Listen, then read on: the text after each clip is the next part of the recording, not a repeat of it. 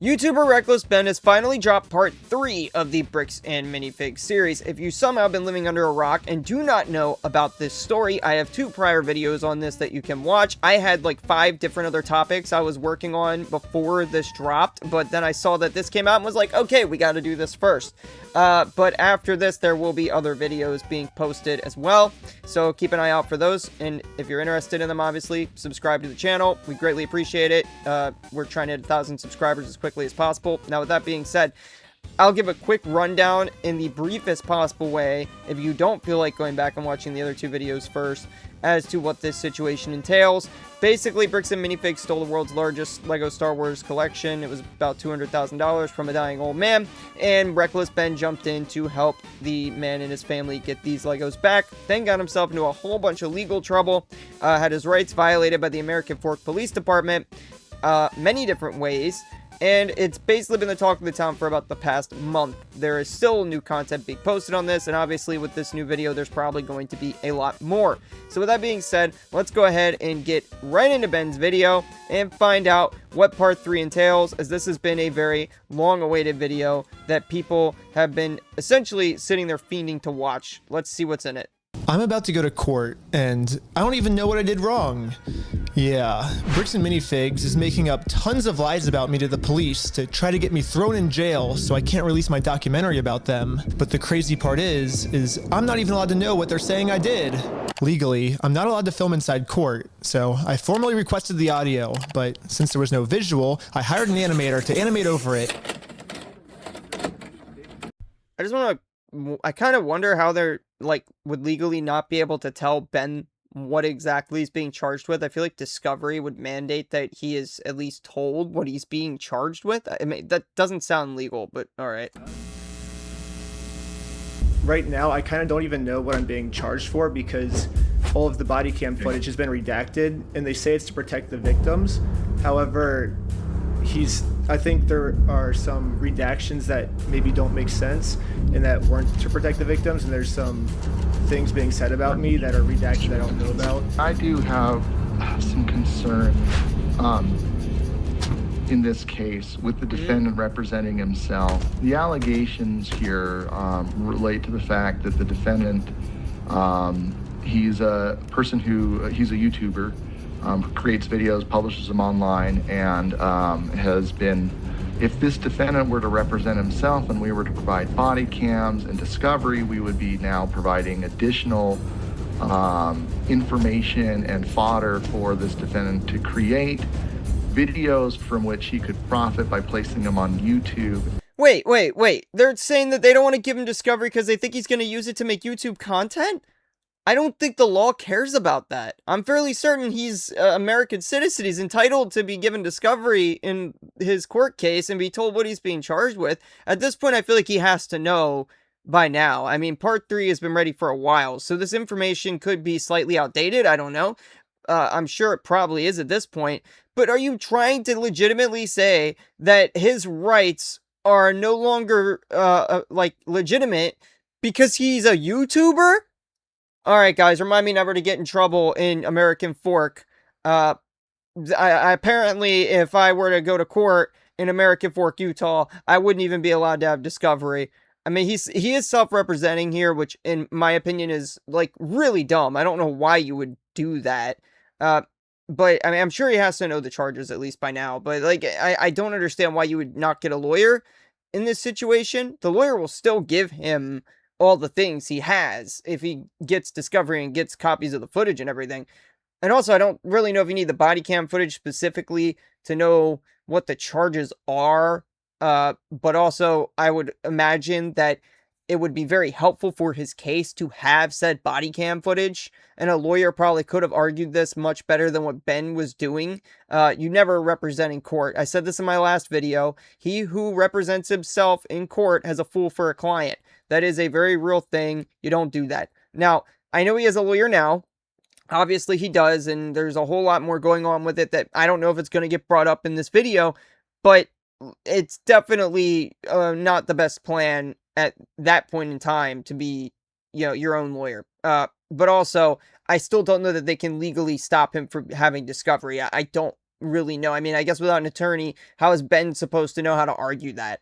Uh, at the end of the day, though, I do think legally he is entitled to it, and being a YouTuber does not take away his rights in any way, shape, or form. That just seems like the most ridiculous argument I've ever heard. Cases get televised on television all the time. There are plenty of massive cases: Amber Heard, Johnny Depp, R. Kelly, all those, Michael Jackson, all these cases that have been televised on TV that were big cases, and everybody knew about it.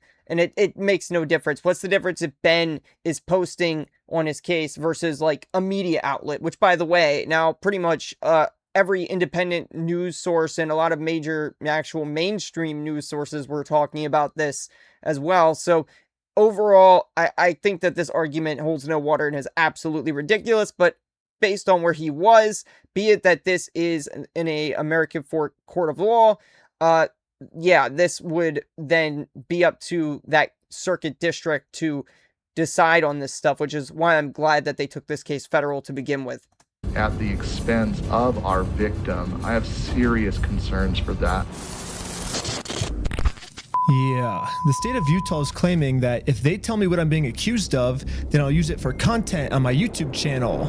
And they can't have that. They're arguing to the judge that the best thing to do is to not let me know what's being said about me, which is very strange, but that's their argument. And just in case you haven't been following along with this whole Lego story, this is all happening because I stepped in to help a family who got their Lego collection stolen from a company called Bricks and Minifigs. And for the last couple months, this company's been doing whatever they can to get me arrested so they can keep all the Legos for themselves. And this isn't even just me speculating. One of their own employees literally told us what their plan was. I got a call from my boss, and it was like, how do we get them arrested? How do we Dang. get them arrested? But eventually, Bricks and Minifigs found out that I'm not just some random kid.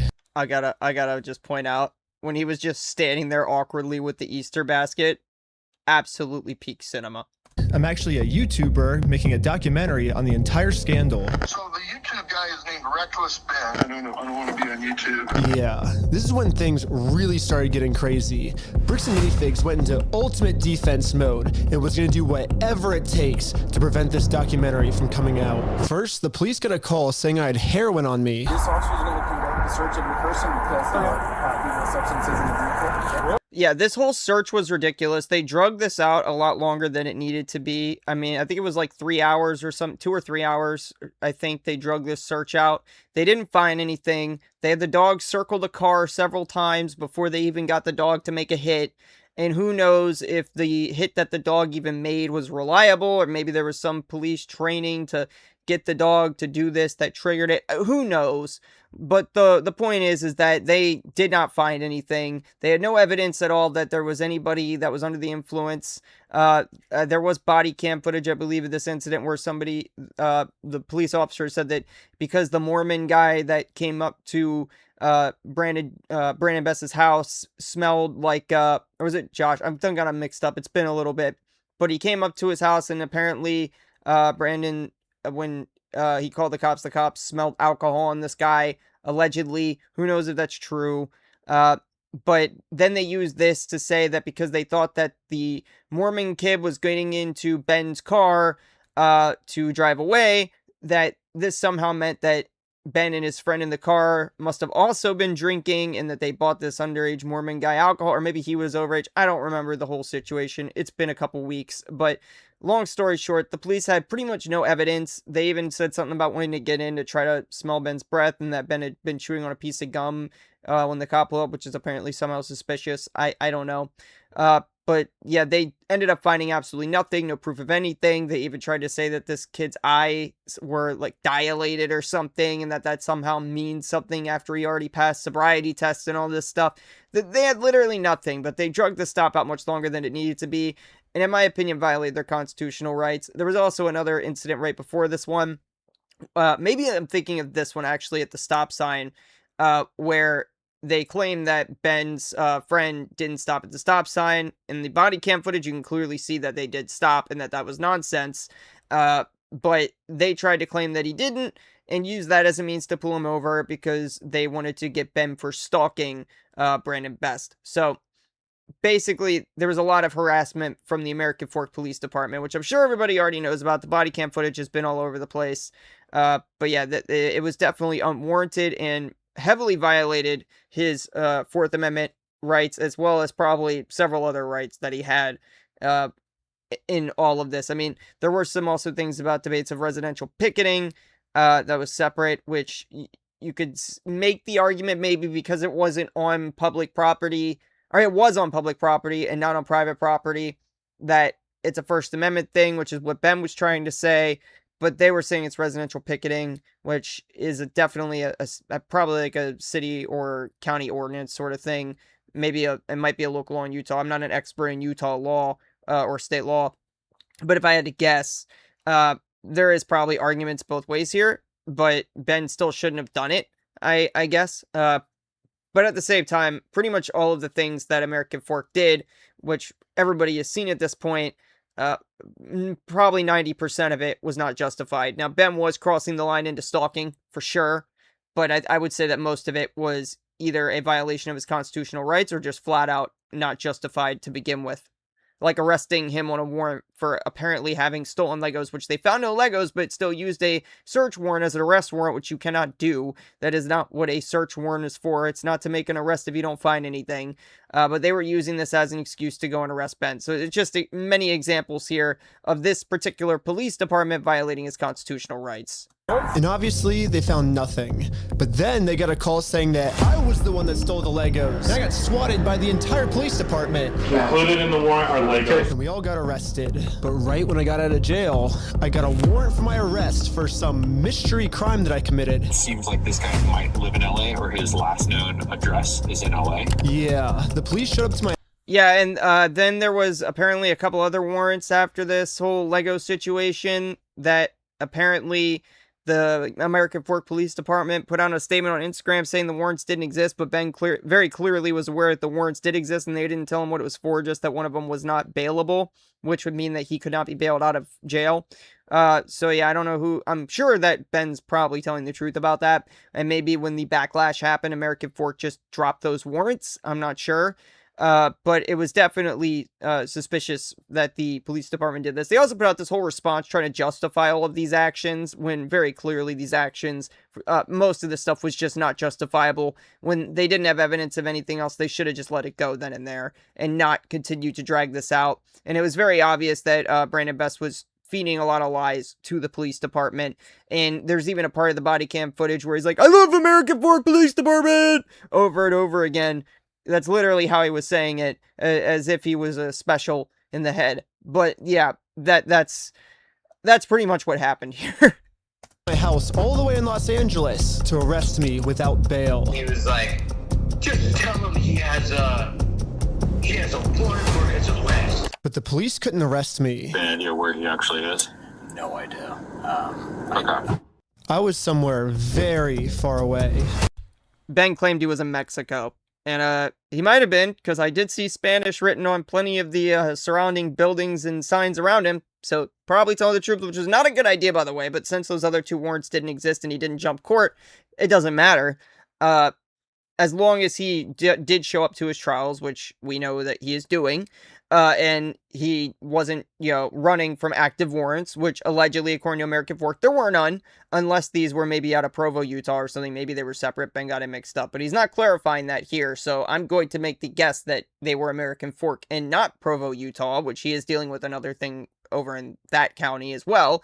I'm going to just say that he's probably not going to be gotten for bail jumping because he showed up, and because allegedly those other two warrants were, according to American Fork, they were, taken away. They're bye-bye. They don't exist, apparently, according to them. So, but Ben's saying here that they definitely existed. I believe him. I do think they existed.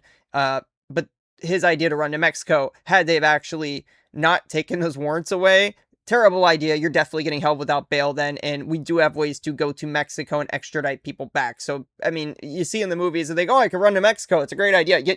Don't do that. Just don't. Because the marshals will show up there and still arrest you. It is not a safe place to run to.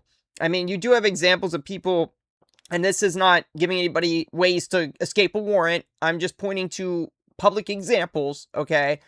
There's Edward Snowden, for example, when he ran to Russia and he sought asylum in Russia because of Project Prism, when he released all the files from that. He is obviously still in Russia. I'm not saying you should do anything like that. You really should never do that. It is a terrible idea, and I do not condone doing something like that. But Mexico is not a place that you should run off to avoid warrants at all.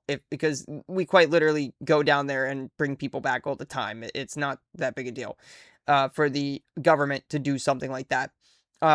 Obviously, Ben had the public on his side, but that the law is something totally different. And no matter how many people are on your side, that's not going to stop them from going down there and extraditing you back. So yeah, just don't do that. And a piece of advice for Ben, don't do that again in the future. Next time you think you're going to get arrested on a bailless warrant, you're better off just getting a lawyer and trying to fight it. But anyways, back to court. The judge is looking at signing a protective order to protect Josh and all of his statements about me. If this protective order gets signed, then I'll never be able to find out what he's claiming I did. I got bad news. I don't think we have any more budget for animation, dude. Oh, did I get it mixed up? Maybe it was Josh. Was Josh the one that was outside with his feet hanging out? Maybe that was it. I thought it was Brandon that did that, though. Maybe I'm mixed up. shoot. So how do we animate this next court scene? I guess if we have to not pay the lawyers, then I guess the animation's more important, right? No. Yeah, we decided maybe the lawyers are actually more important. So, yeah, we ran out of animation budget. Sorry, guys. The court's inclined to sign this pretrial protective order unless you have an objection to it, Mr. Schneider, and the objection to such an order. Yes, I think there's a bunch of misunderstandings in this case, and so this person doesn't want to get exposed, so he's making up a lot of lies about me to order to like get me arrested before he gets exposed. So that's what this whole thing's about. However, before I was allowed to show any of the overwhelming evidence I have to support my claims, the judge didn't care about the evidence and signed the protective order anyways. Mr. Schneider, the court's going to sign this order and serve it upon you. So the court has made it clear. They do not want to look at the evidence and they want to protect Josh and Brandon for some reason. And now I have to somehow fight a court case against all of these mystery crimes against me that I have no clue what they're even saying I did. So this whole mess is happening in American Fork, Utah. But I'm also being charged with another case in Provo, Utah. Yeah, this is the one I brought up earlier. Also, I'm fairly certain at least one of the things they're claiming he did was stalking. I don't know what else they're trying to claim he did at this point. I'd have to look it up, but I'm sure at this point it's probably public knowledge. I know there was a whole bunch of things that they were trying to claim, and that the case is now federal, so I'm sure it's probably got a public docket out there somewhere now. But yeah, the Provo thing is separate from American Fork, and that I'm not sure what they're... I think it was supposed to be like interruption of commerce or something like that Provo was trying to get him on. I'm not sure. But yeah, there is like so much to the story at this point on the legal side of things that it's hard to keep track of all of the things going on here. There's also a lawsuit where Bricks and Minifigs also trying to sue Ben and what was his name? Wow, I can't think of names right now. They're trying to, I know that for a fact they're trying to sue Ben and they're trying to sue the other guy, Brian. Yeah, Brian, that's his name. And they're trying to get like 1.3 million or something. And they're trying to come to some settlement between him or Brian and Bricks and Minifigs, over the Legos to make that correct. Apparently, at least that's what Bricks and Minifigs claimed. Obviously, they're not doing the same thing with Ben. But they did release all of this nonsense with their restraining orders and stuff. I'm guessing probably because Ben got a lawyer and was able to fight it or something like that, if I had to make a guess. That or the case was just becoming way too expensive for Bricks and Minifigs to keep going. This is where corporate Bricks and Minifigs is, which is why I'm also being charged here. And this police department has surprisingly actually followed the law when it comes to discovery, and they sent me all the raw body cam footage of what I'm being charged for. Let's start at the beginning, the moment I first met the CEO. Brian Mansell. Wow, I am terrible with names today. The reason I'm talking to him right now is because before exposing this company for the grand theft they committed, I thought it was in good faith to give them an opportunity to do the right thing first before I make a documentary about this. You had like $200,000 worth of Legos in your store? Nope. Never happened. But the CEO did not want to take the opportunity to do the right thing and instead instantly called the cops on us. Hi there, I'm calling to report a crime. They themselves say, hey, you guys stole this product from this person. If you don't give it back, I'm going to burn the place down. Or we're going to burn the place down. Or I'll kill you. It's Ben Snyder who's been the one engaged in this behavior. You can see I have seen absolutely no evidence at all that Ben or any of his friends actually said anything about burning the store down or threatening to unalive anybody. As far as I have seen, all of that is made up. And if it did exist, I'm sure Ben has footage of it. I doubt he would want to share that. But if it did exist, there's also security camera footage and other stuff that Bricks and Minifigs had, like Ring cameras and stuff like that in the store, that would show that Ben said all this stuff. But magically, none of that stuff has actually come to light. So I don't think that actually happened. And I think they're going to have to at least attempt to make some effort to prove that it did in court to even get any of this to stick. But I really highly doubt that it actually happened. See in the police report that the crime he wanted to get us charged for is called extortion, which basically means we're threatening him into paying us, which is... I guess that's what they were going for. I guess it's extortion now is what they want to go for. You got to go for the hardest crime you possibly can to put him away and really throw the book at him, I guess. That's what Bricks and Minifigs is going for here. It's very illegal. However, obviously he's just making all of this up. The reality is, I just thought it was a nice gesture to give him the opportunity to do the right thing first. If you guys do have our Legos, we just kind of want them back, you know? And But if there's one thing I've learned from this entire experience... Also, can you really extort somebody if they stole something from you by asking them to give the stolen item back to the person they stole it from, even if it is a big company? I really don't feel like this would actually fall under the legal lines of what extortion is. Ben did say we could do this the easy way or the hard way, but I still don't think that that falls under extortion, because the easy way could be, yeah, I'm asking you please give it back. The hard way could be I take you to court. Who knows? That doesn't mean it's extorting him, though. Extortion would imply, like, blackmail or something like that. And I don't think that Ben was threatening that.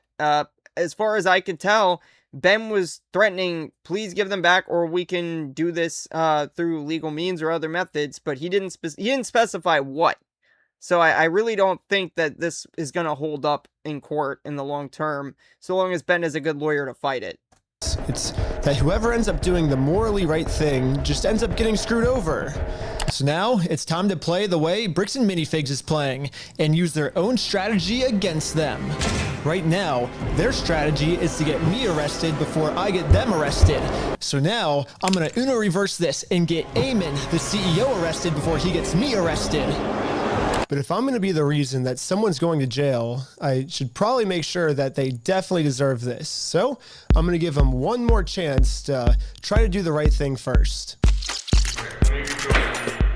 But instead of doing the right thing and attempting to work this out, Ammon just hid in his little office. And he called the police on me. For those of you who don't know, Mom McNeff is the CEO of Bricks and Minifigs. No one's coming out to talk to you guys. really, but they told us that they were. I know. Normally I wouldn't want to get someone arrested, but we gave him every opportunity to talk to us, so... Also, there was a whole lot of dirt that came out about Imam McNeff, by the way, and Legally Mine and his father, and a whole lot of stuff. That's a whole other topic for a different video that we dug into a bit already, but that was a whole entire separate situation. So we'll talk about that another time. It's not even worth getting into because it doesn't directly relate to this whole topic at hand.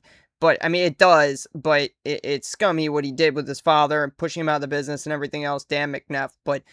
yeah, it's not really related to this other than Dan essentially being, mad that his family was being harassed over this whole situation. But also it seems that Dan was trying to distance himself from Imam McNeff before all of this took place. Like he knew that this was going to go south. So that's out there as well as a little bit of information for you. At this point, he's just arresting himself. However, the only difference between my strategy and Bricks and Minifigs' strategy is I don't have to lie to the police. Eamon McNeff actually committed a crime. I have tons of crimes on camera that Eamon McNeff has committed. Let's start at the beginning with crime number 1. So what's going on? So you guys are holding some of our Legos? No, we're not. You're not? No. So who's Brian Mansell. Okay, and who's that? He's a guy who had he had like $200,000 worth of Legos in your guys' store. Nope. One count of theft, but also yes, they actually did have at least some of these Legos, and he's lying about it. And as far as we know, he is aware of that. And there was also a whole thing where he came out and went over with CoffeeZilla the Legos that they had and like images that the previous store owner provided and all this stuff to show that there were more Legos. Then this whole situation with the U-Haul truck happened, and then debates over what the Legos were worth, and then claiming that they were only worth $107,000.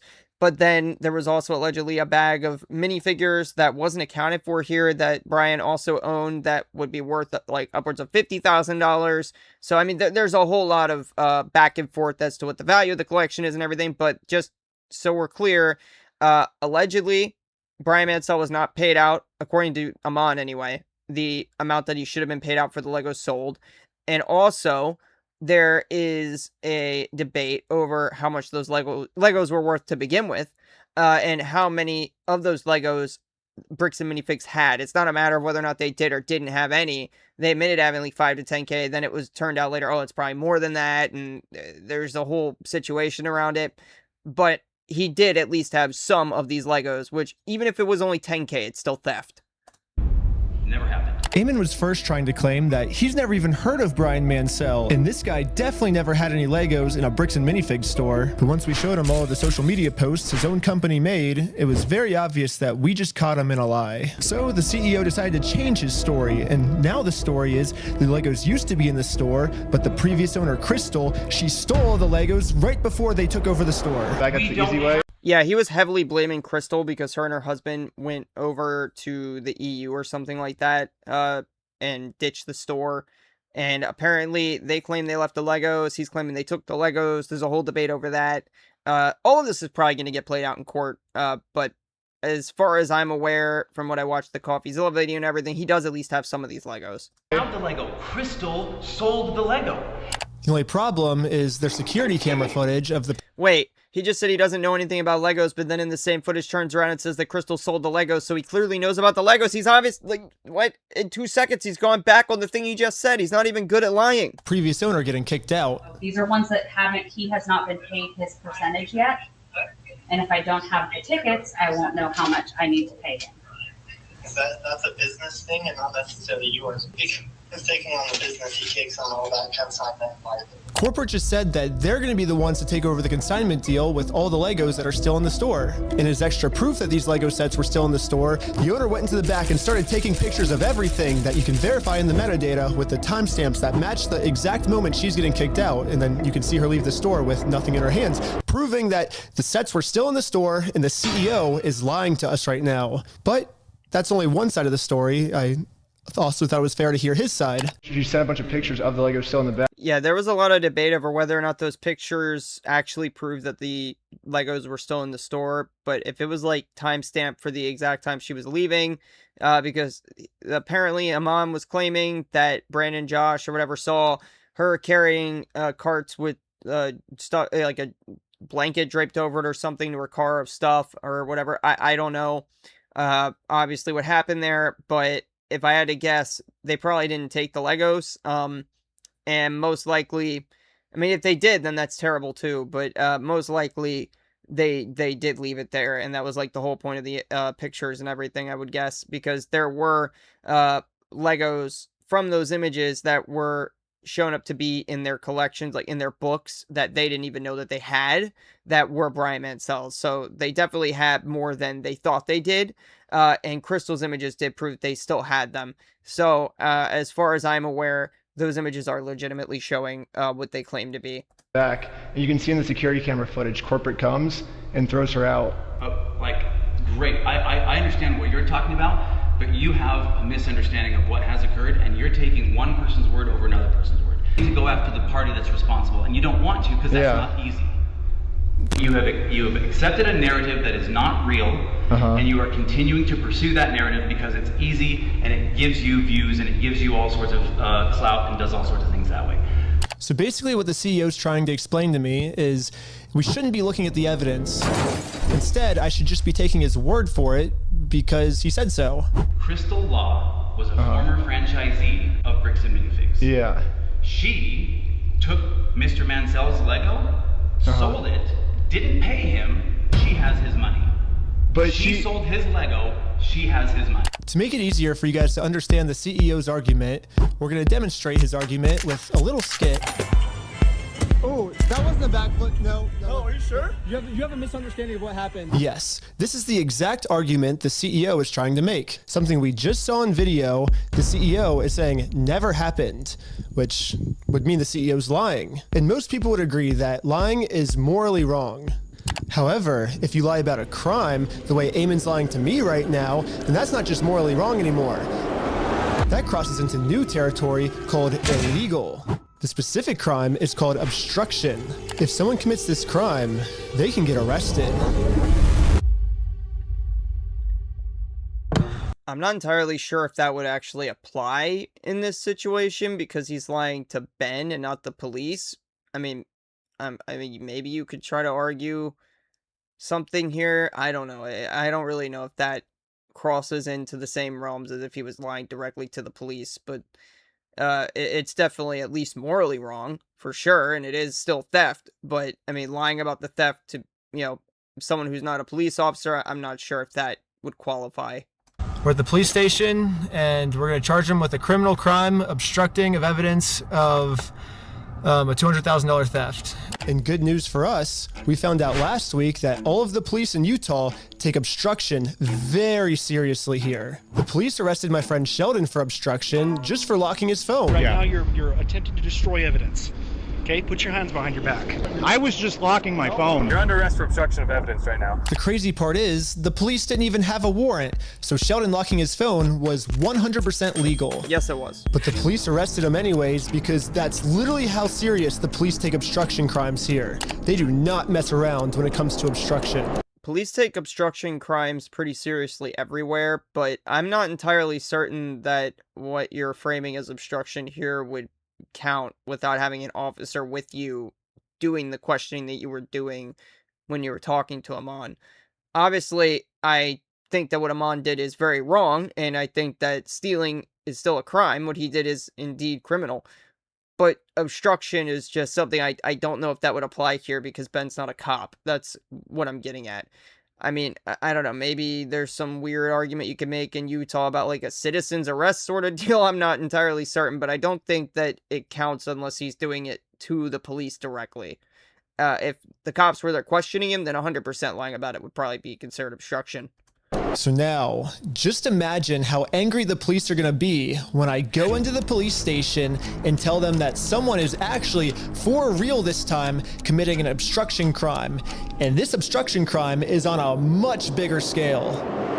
Later, the police called me saying that they were going to do a police investigation on this. Hey, Benjamin, this is Officer Halpern from Provo Police. I told the detective the entire situation. He was saying that this family's Lego sets were never even in the store, like all of this stuff, and it's all documented. I have video of all of him saying this. I think he's like falsifying evidence, and I think that's obstruction. And now that we stole Bricks and Minifigs' strategy, I think the plan is finally gonna work. Looks like the CEO is going down. I mean, I submitted the videos of Eamon saying we're gonna burn down the building and shoot him. They themselves say, hey, you guys stole this product from this person. If you don't give it back, I'm going to burn the place down. Or we're going to burn the place down. Or I'll kill you. And then I submitted all the raw footage of the entire conversation I had with him, proving to the police that we never even said anything close to this. This raw footage verifies that everything I told the police is true, and everything Eamon told the police is a lie. On top of that, I even got access to the complete case Eamon made against me. I kind of figured Ben would have raw footage of literally every single interaction they had. That's good that he has all that to, hand over to use as evidence, because it does at least show that he didn't actually say the things that were said in the instances that Amon might have been claiming, like when they went to meet with each other or stuff like that over the phone. If Ben recorded all of it, good, because then he could prove that Amon is lying, and that obviously is illegal to file false reports and stuff like that. That's definitely a totally separate thing, and Amon is just wasting taxpayer dollars by doing this and falsifying evidence, things like that, or at least making false statements to the police. But overall, the obstruction thing, maybe you could do something with it. I'm not sure. It's just that Ben's just a normal citizen, but it is good that he recorded everything just to at least prove his innocence at the bare minimum. And he doesn't have a single piece of evidence to support any of his claims. Which I guess makes sense. Like, how can you support evidence if you're just making everything up? Like, of course you can't submit anything. So if the police have to decide what case to pursue, they're obviously going to pursue this case because it has like a ton of evidence. And then they're going to throw out Eamon's case. It has no evidence at all. No, apparently not. That's not what they did. You're trying to reach. Yeah, apparently they didn't do that. Apparently they went after Ben, which is insane.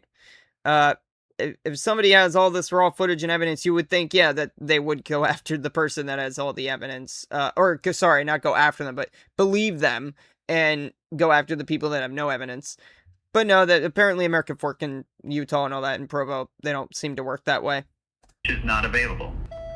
Hello, my name is Ben Schneider. A couple months ago, I made a case, and you were the officer that was helping me create it. I submitted a bunch of evidence through a link you sent me, and this was a couple months ago, and I haven't heard anything back. And so I'm just calling to see if I can get some type of update on how the case is going. It's about the CEO, Eamon McNeff of Bricks and Minifigs, in an obstruction case. And so if you could give me a call back at your earliest convenience, that'd be awesome. See, the problem is, though, if Ben had submitted this for obstruction and not, like, theft or anything like that, I'm not sure that they could have actually done anything if Ben's not a cop, is the thing. So I don't know. Maybe that's why they didn't go after it. But it could also just be that they didn't want to. Who knows? Maybe the Mormon Mafia really is the reason. We're sorry. Your call cannot be completed.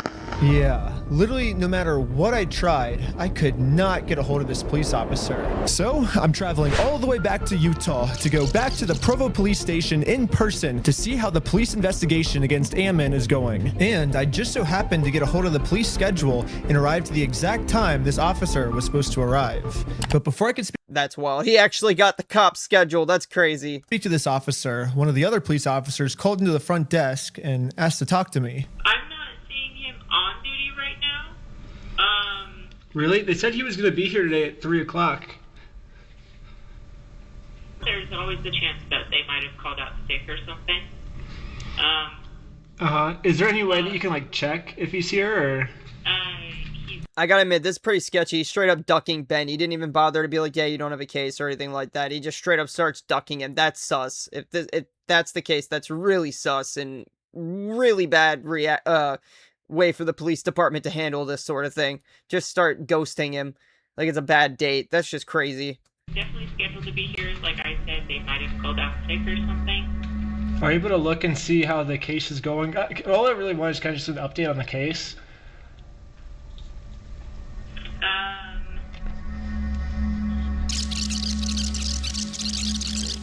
That's not something that I can tell you over the phone. Okay, you can't even just tell me like how it's going, like if he's still looking into it, or? No, I can't. That's not something I can do. Okay, well, thank you. So basically, I came all the way out here to find 0 answers, but eventually I did find an answer. They sent it to me in the mail, and looks like I was right. The police only had time to take on one of our cases, and it was Eamon's, not mine. That's just crazy, dude. That's crazy. I mean, are we shocked, though? We all knew how the police in Utah were acting. So I'm not even remotely surprised they took the side of the Bricks and Minifigs CEO instead of Ben's, but that's just crazy. Wow, what a police department, man. Provo and American Fork seem to be both hella corrupt police departments. That's just wild. Yes, the case that had an overwhelming amount of evidence, they thought that case was garbage. And they took on the case that has 0 evidence at all. In the police body cam footage, after the police watched my full conversation, proving that I didn't threaten to burn the place down or literally anything, they even admitted to Eamon that there was no credibility with his entire case against me. We agreed that there really was no extortion code that would fit your situation. However, you know, at the end of the day, we do want to help you guys so you're not having to deal with this fool and all of his issues. We did find that there was another code that fit, and it's called aggravated commercial obstruction. This is the thing that I said earlier that I thought they were charging him for. So I guess that is what they were actually going for, was the commercial obstruction thing and not the extortion thing. That's kind of crazy. But yeah, I kind of fear there was literally no evidence of extortion here at all. I couldn't see it. But the fact that the police department is going this hard to try to get, arrest Ben, and help him on out, it is kind of crazy. There's got to be some kind of back end dealings here that we just don't know about. I mean, very coincidental. They all went to the same Mormon school and everything, and I wouldn't be surprised if Bricks and Minifigs made, like, donations and stuff. This is all speculation, obviously, on my part, but it's definitely very weird that the cops are so willing to take the side of Amon McNeff and them and not hear a single thing that Ben has to say. Maybe they just think, oh, it's a young guy, we'll ignore him, and the other guy's an older CEO guy. Maybe that's what all it is, but for some reason, I kind of doubt that, and that's not how the law is supposed to be applied at all. The law is blind. It's not, oh, you have more money and you're older, therefore we listen to you instead. That's just not how this works.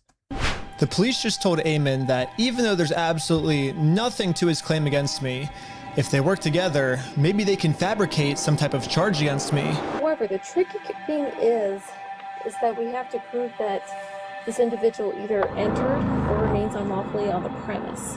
I mean, you could charge a ham sandwich, man. Show me the man and I'll show you the crime. That's what this police department is doing. When he came to the property, did you have to ask him more than once to leave? Yes. Okay. We're not leaving until we get it. And he's like, no. So Eamon's telling the police that even though they continuously told us to leave, we didn't leave. But if we go back and look at the footage of what happened, this is the reality. So when they say go to corporate, how do we respond next time? I have no idea. You have to take it up with them. It's your thing with them. That doesn't involve us. Okay. As a separate business entity, you got to take it up with them. You got to resolve it with them. Okay. Well, thanks so much, guys. Yeah, thank you, guys. Good luck. You're good. Sweet. Thank you. Hey, do you want to talk? They're on their way out. If you want me to grab them or not. I don't know. It kind of looks like the reality of what happened is we left too early for them. They wanted to pull us back in to keep talking to us. But we did show back up a second time, and to Ammon's credit, about halfway through the conversation, he did say that if we don't leave, he's going to call the cops on us. You can leave. If you come back here, we will call the cops. If you don't leave right now, I will call the cops. So you don't want to do the easy way? And this is right after I told him you could do it either the easy way and just give us the Legos back, or we can do it the hard way, implying that we would take him to court. So you're threatening me. Yeah, that's what I thought. I thought he was implying that he would take him to court, which is what I'm fairly certain he might have said at some point. That's what I remembered. So, yeah, I don't think he was threatening to do anything else other than that, as far as I could tell. There's at least no evidence here, because it's a very vague term. He didn't outright say anything that would qualify as extortion, which is probably why the police also couldn't pursue extortion. Threatening. We're right. Like, we have a right to the Legos, so we're gonna get them the easy way or the hard way. What proof of ownership have you provided to me that you own this Lego? I mean, I can give you proof if you want. Right. Provide proof. But right after he says this, he's now asking us to provide him proof that we actually are entitled to these Legos, so we can't leave now because he just told us to stay and provide proof. And then at the very end of the conversation, he says this one more time. Okay, you've been asked to leave. Please leave. We have to leave? Yes. Okay. Well, thank you for working with us, and so see you later. Well, we have now all just seen the video footage of what actually happened. But now let's hear how Ammon describes it to the police. Guys, at this point, I've asked you to leave. Please leave. Well, we you have to listen to us. You have to pay us this money. No, guys, you need to leave, and you're not leaving. But I asked multiple times. They did not leave. Looks like that might be a second-degree felony. He's facing felony charges. It is a felony? Yes, because I went to the corporate headquarters and tried to give Ammon the easy way out of all of this, they're now trying to get me on a second-degree felony, which I don't really know how any of this would make me get a second-degree felony. Like, what the heck, police officers? But they're doing it, and the punishment for this crime is 15 years in jail. Wow, that is a steep punishment for something that he didn't do. Also, yeah, Amon did ask him essentially to stay to show the proof. So, I mean, very back and forth there. I mean, if he was asked to leave initially and then Ben didn't leave, but then Amon was like, well, show me the proof after. I don't know. That is very back and forth. But also, I guess Ben probably should have just left. But also, I don't believe that this would qualify as a second-degree felony. But if they're actually trying to push this, that's just insane. Because they're just trying to put Ben away for forever, it seems. I don't know, like however else, like some of that stuff comes through, but like the reality is like, we've tried to talk with him and said, we're willing to work with you. Yeah, I think one of the main reasons the police keep taking Ammon's side instead of ours, besides the whole Mormon thing, is that Ammon keeps framing the situation as he's just the helpful CEO who's trying to do the right thing and return Brian's property. And we're the ones that are preventing him from giving it back to Brian. So I say we... Which is total nonsense, because he was, at the time, not intending to give the Legos back, as far as everybody is aware. He claims that he tried to give Brian Mansell a portion of the Legos back, but Brian wanted all of it that he was owed, rightfully so, and not the 5 to 10K, whatever that he was offering, that is not even close to the value of the overall collection, or the discrepancy of funds that was there. So, no, that's just nonsense that he's even attempting to frame it that way. We rewatch the footage and see what actually happened.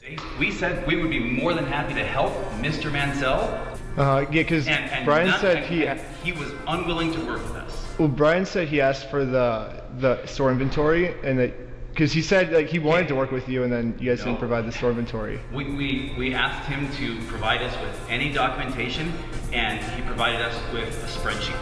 A spreadsheet is not something that anybody, you can just walk over to a McDonald's right now and say, all of your ice cream machines belong to me. Why? Because so-and-so said so.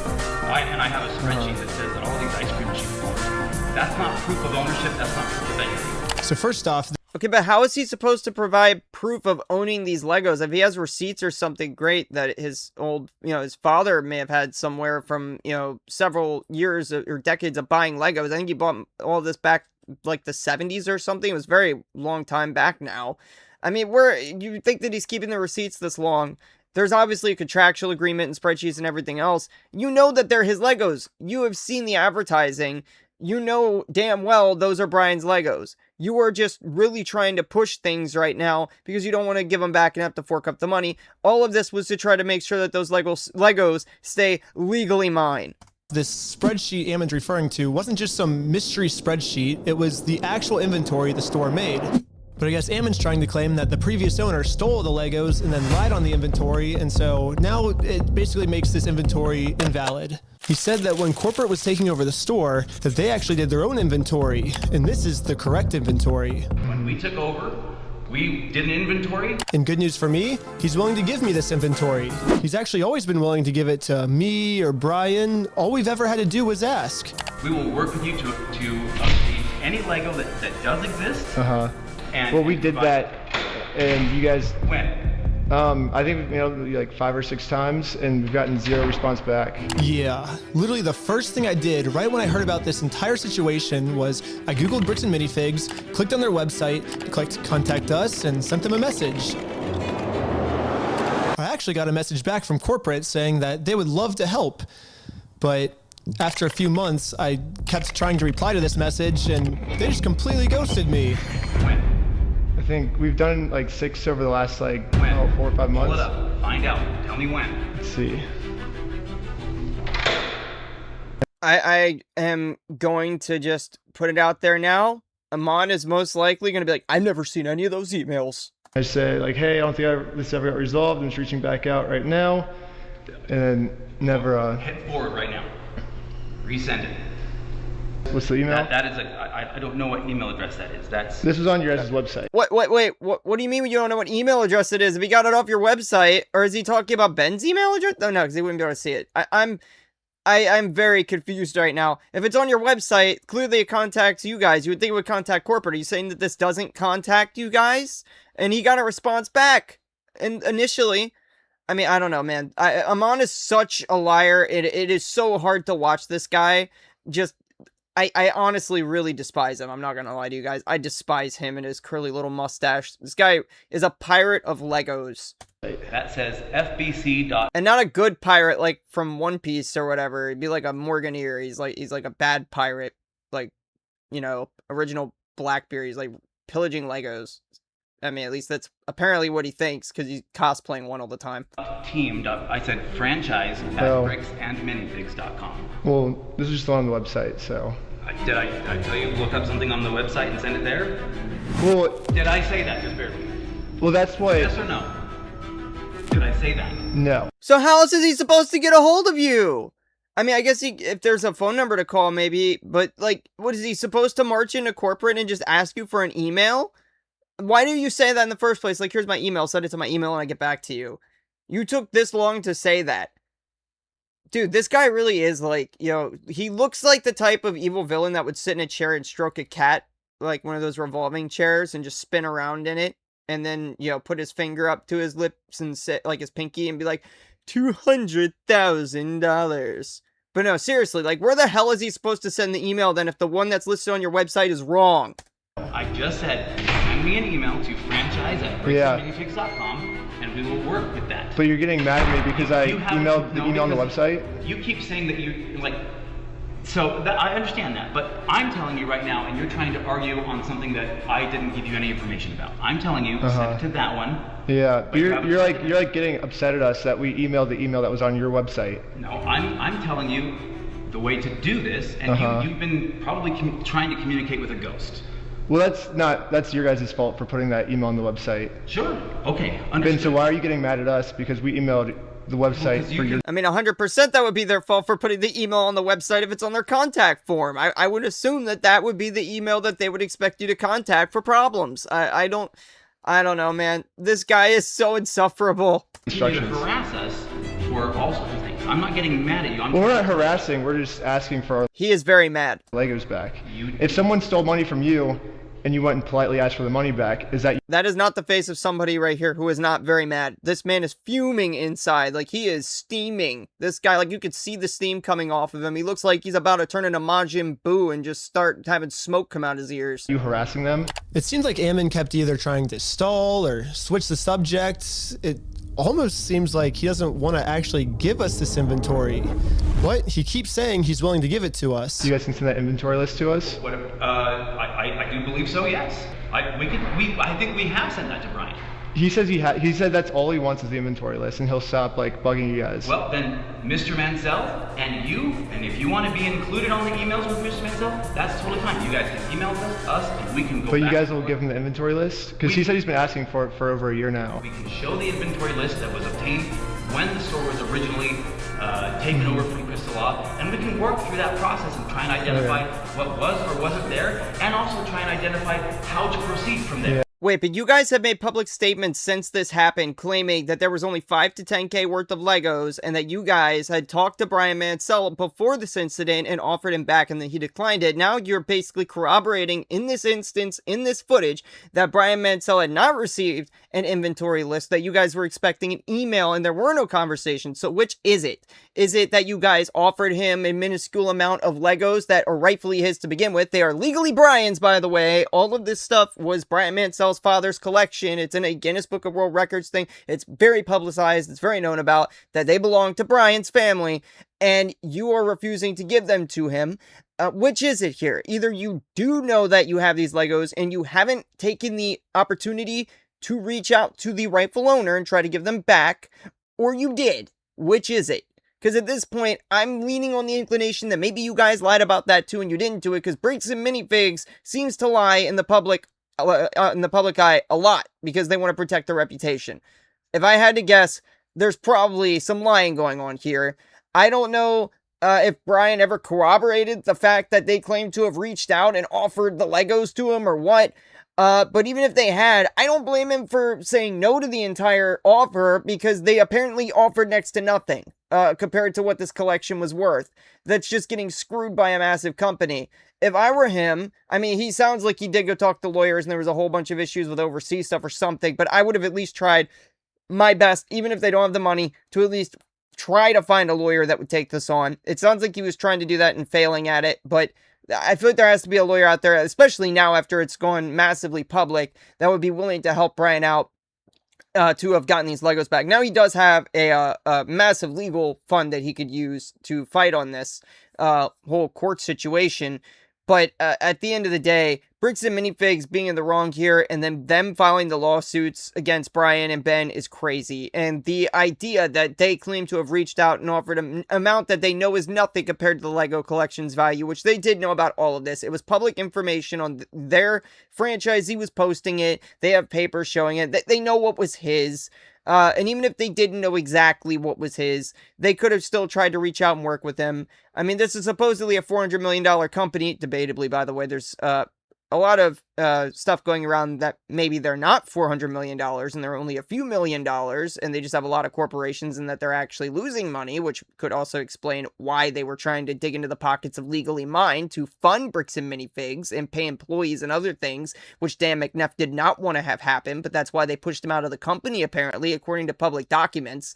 But there is a lot of evidence here that this might not be as big of a company as we think, but they're very willing to dig into their pockets to try to drag things out legally over a couple $100,000. Still, though, if the company's worth many millions of dollars, then you would think that you're hundreds of millions as they claim, then they would not have a big deal giving back $200K that doesn't belong to them. But apparently Amon is very, very greedy and likes to keep as any money that comes his way. It's crazy to me.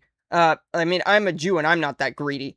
Yeah, I think Brian gets upset because he says, they always say that they'll send me the list, kind of like how you're saying, oh, we can send it easily. But then when it comes down to it, you'll never actually send it. So maybe if you actually go ahead and send it, it would make him feel better. Well, I understand what you're trying to get at. We're more than willing to work with you and help you. That's what I'm saying. Send an email to that email address that I just gave to you, and that will produce results. Anyways, I sent an email. And also, because I did bring up the religious connotations of all this, there are a lot of Mormons who have basically said that these guys are giving Mormonism a bad name. I don't know any Mormons. I don't know anything about it. I just know what I've seen here. And I don't want everybody to be like, oh, Mormons are all bad because they are, because of the actions of somebody like Amon. When it comes to this sort of thing, I don't like to blanket people in general. But I will say, at least American Fork, and when it comes to this guy, Amon, and his franchisees, Brandon and Josh and all them, they seem to be pretty bad people, in my opinion. Email to the email he told me about, not the one on their website. That's a bad email. Don't ever email that one or the CEO is going to be pissed. But according to Ammon, now that I've sent this email, I should be receiving the inventory list very soon. I'm going to make a wild guess and say that he did not receive the inventory list soon. Brian may have gotten it since then now because the whole situation went super public and viral, but I'm going to make an educated guess here and at the time say he did not receive the inventory list.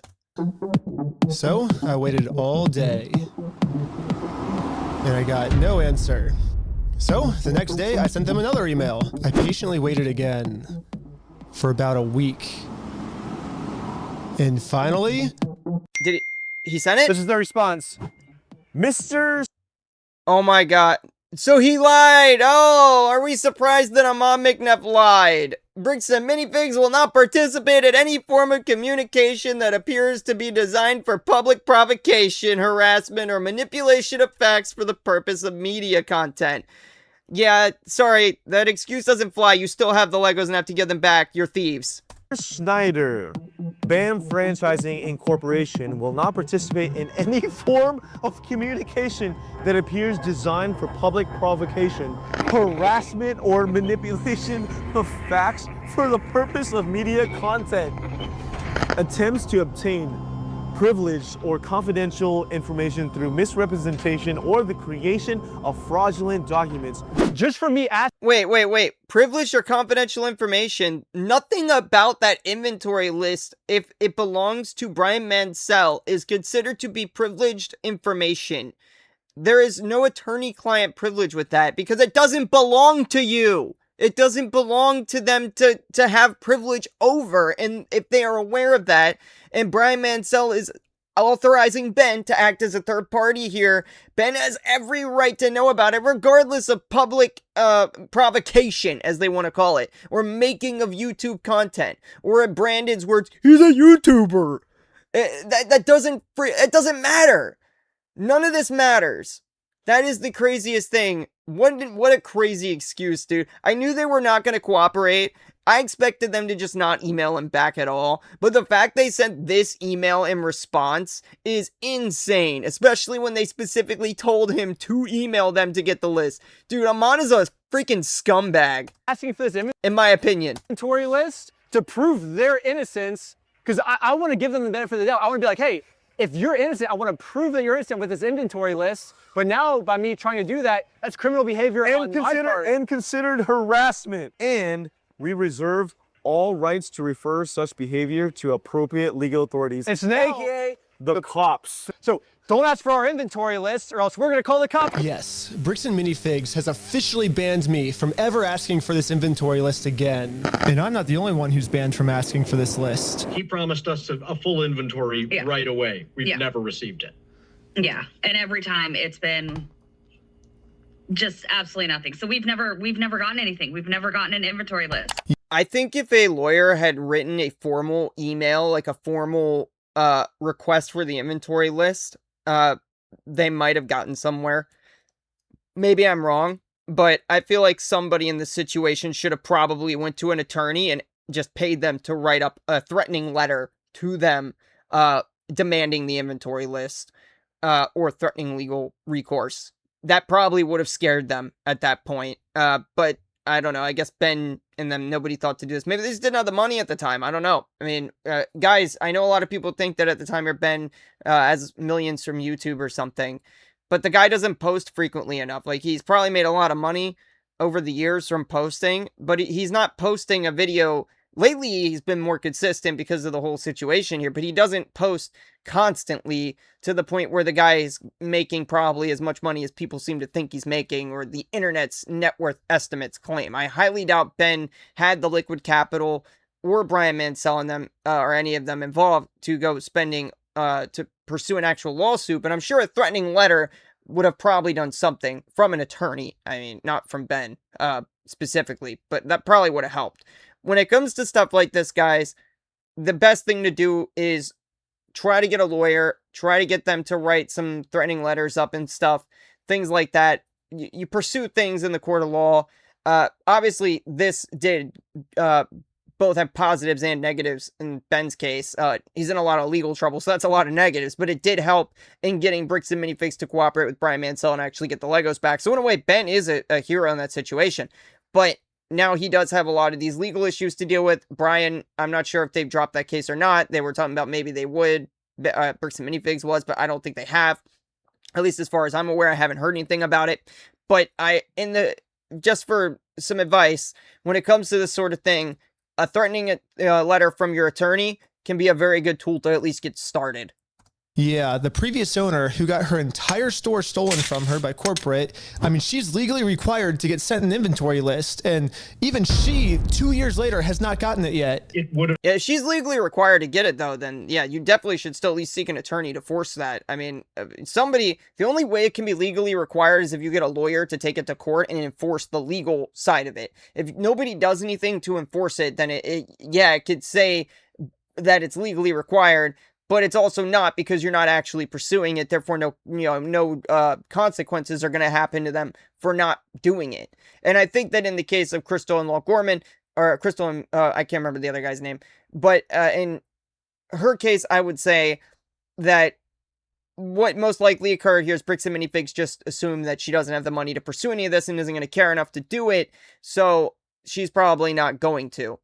And honestly, there's a lot of I'm not going to get too deep on her in this whole thing. And there's a lot of back and forth on whether or not she's actually a good person in the story or not. I haven't seen any real evidence to say that she's not, so I'm not going to say she isn't. But I will say that I can see sort of, if she didn't have the funds to, why from overseas she wouldn't have been trying to pursue this stuff. But also, if she was that, emotionally involved with getting this collection back for Brian, it would have made sense to try to somewhat push it. But obviously, if you're overseas, it adds an entirely new level of complications and legal expenditure that she might just not have been able to afford, especially to get somebody else their Lego collection back. Because at the end of the day, she doesn't get anything out of actually trying to get those Legos back for Brian, other than the I feel good about it and I'm happy Brian got him back sort of thing. She doesn't get anything financially out of it. So it doesn't really do anything for her. In fact, it would just drain her bank account at the end of the day. So I could kind of get why she wouldn't pursue it. In Ben's case, though, and in Brian's case, I I would definitely have at least looked for somebody who'd be willing to do it cheap that is an attorney, to at least write letters. Even if you didn't pursue it in court afterwards, it would at least be a good place to start. And if you had to pursue it in court, maybe you could have figured something out. I don't think that there is truly a reason to involve Crystal in court proceedings directly against Bricks and Minifigs. And I don't know what that would have cost. Lawyers are very expensive, mind you. For small tasks and stuff, it probably still would have cost Ben a bit of money to do that, but it wouldn't have been as much as like a full-on lawsuit. But if they did have to go to court, obviously then that's when things start getting expensive. So you have to pay to retain the lawyer, you have to pay to get them per hour to work on the case and everything. Obviously that's all happening now, but at the time I could see why they were trying to avoid that route. Just purely out of a cost basis. I highly doubt that Ben had the extra funds to just go splurging on a lawyer for someone else when he's not going to make any money out of it himself. Have resolved everything because they would have had to identify everything in the store, and it would have identified all of Brian's stuff, and they never provided it, so we couldn't then demand the third-party evaluation. Well, allegedly, some of the stuff may have been moved out of the store in a U-Haul, apparently, and taken to another store by the guys that took it over, Brandon and Josh, or whatever their names are, Brandon, Bess, and Josh, or whatever. If that's true, then a lot of them inventory there, if it was moved somewhere else, may not have even been recorded. Who knows? It's probably not even an accurate inventory list. And allegedly, according to Bricks and Minifigs, Crystal's books, she had 3 different books, and they weren't accurate with payouts and stuff. I don't know. I honestly, at this point, inclined to say that Bricks and Minifigs is likely lying, in my opinion, because they lie a lot in public, and people have, like, obviously not in a court of law proven it, but in the public eye proven it with evidence that, you know, it's pretty much down to Bricks and Minifigs being like, don't believe your lying eyes, that sort of situation. So I honestly do believe that Crystal is probably telling the truth at this point. And it's now, what, a year and a half later? You know, who knows what. Still no inventory. Dang. So, Dang. would have solved a lot of problems a year and a half ago to go, here's the inventory. And even Brian still hasn't received this inventory list yet. I've never received an inventory list. I've never received a record of sales because they can't provide it. They opened the store up almost right away. And I knew it. I knew they didn't provide any of this stuff. Amon was obviously, if Brian's telling the truth, then Amon was lying, which, who's surprised by that? Amon lying. I mean, come on. What else is new? The sky is blue? I mean, come on, guys. started selling it. And the worst part about all of this is it seems like the CEO is pretty much just trying to rub all of this in everyone's face. When I turned on the news, I saw this. Now, as far as offering Brian the inventory, have you gone through the store, figured out what was part of his collection? You know, there's a funny thing, and this is totally a little bit off topic, but I released a couple videos on this before, and obviously it's a new channel and stuff. I had a whole, I'm not going to get too detailed, but I had a whole argument with my dad yesterday because he wanted me to do some other thing. I'm not going to get into it with YouTube, but I'm not going to get into it. He seems to think that nobody cares, though, about this whole Legos, Bricks, and Minifigs situation. He's pretty old, so I'm not surprised that he has this sort of thought about it. But he was like, well, I've never seen it on the news or anything. I mean, then I looked Bricks and Minifigs news up, try to show it. He's like, well, I don't, a lot of local news and ABC News was like, did something on it and all this stuff. He's like, well, I mean, I don't watch local news, he tells me. I'm like, okay, well, apparently, you know, he thinks every idea that I have is terrible. It's not really out of the ordinary. But, yeah, he told me this whole situation was just something nobody cared about and that I was stupid for making videos on it. So, I just find it pretty hilarious, basically telling me that it's not going to go anywhere and that nobody cares. I mean, I care. I've seen a lot of people care, but I definitely love it, you know, to have my family when they tell me that my ideas are terrible and that covering things I like is bad. But, I mean, you know, it is what it is. But at the same time, this is clearly on the news, so my dad is obviously wrong here. Collection, taken inventory, and shown him that inventory to offer that? We've tried to share those with Mr. Mansell in hopes that... Although I will also add that this is not good news. This is Amon trying to cover his ass. he can see, like that we were not attempting in any way, shape, or form to withhold anything. Those then were offered to him, and the initial offer was rejected. So now on public television, Ammon, the CEO, is telling the world that he tried to give us this inventory, but we're the ones that didn't want it. We do want to help him recover as much of the collection. Our number one priority right now is to ensure that he gets made whole. We know that we have a responsibility to work with him to make sure he does get made whole. So you've offered Brian the inventory of sets that was in the store. Yeah, whatever was left over, we've offered that on multiple occasions. So we've tried to make multiple offers, and hopefully we'll be able to get them to the table so we can discuss it. Yeah, this is exactly though what I was saying, is that he claims to have made multiple offers here in his interviews, but I have not seen evidence of this, and Brian is claiming that, something totally different. I'm just gonna go out on a limb here and guess that maybe he made this up, or if he did, it was so insignificant that I don't blame Brian for denying it. But as far as I'm aware, I haven't seen any evidence that he's made, or at this time before this all went public, had made these supposed offers. But maybe it happened. But if I had to guess, I think that either they were terrible offers or he was just lying. But I don't know. I'm guessing here and speculating. And this is pretty much Ammon's game plan now. Go on as many news stations as you can and lie. The entire time we were saying, hey, we want to help, we want to help. The main narrative now seems to be Bricks and Minifigs has always been trying to give Brian his Legos back, but Brian just never wanted them back. Would you be willing to just take this? And the answer was no. Was it? That is crazy, because Ben clearly just tried to email you, and you basically told him to go, F off, that, you don't want to work with a YouTuber trying to get views or whatever.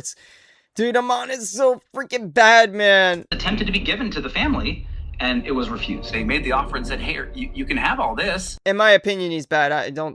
I'm not saying he's actually bad, in my opinion. And that offer was not accepted at the time. Well, that's Ammon's side of the story, but I say let's take a look at what actually happened. Read from the bottom up.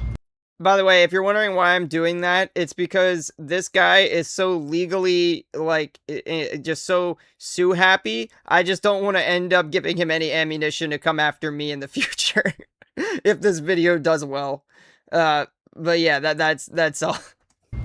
That is our correspondence with Bricks and Minifigs, trying to work with them and getting the sets back. So right when this happened, Brian hired an attorney to reach out to Bricks and Minifigs. They sent an email saying, how should we proceed to retake the possession of the sets/minifigures? And they actually emailed back saying they were willing to help. And then after this, they just never respond. So Brian's attorney sent them another email, just following up on this, when can we pick up the sets? And they still didn't respond. Wait, so his attorney did email them? Okay. I still think a more threatening letter from his attorney probably would have been a good idea. But at least this is the right thing to be doing, to getting your attorney to email them.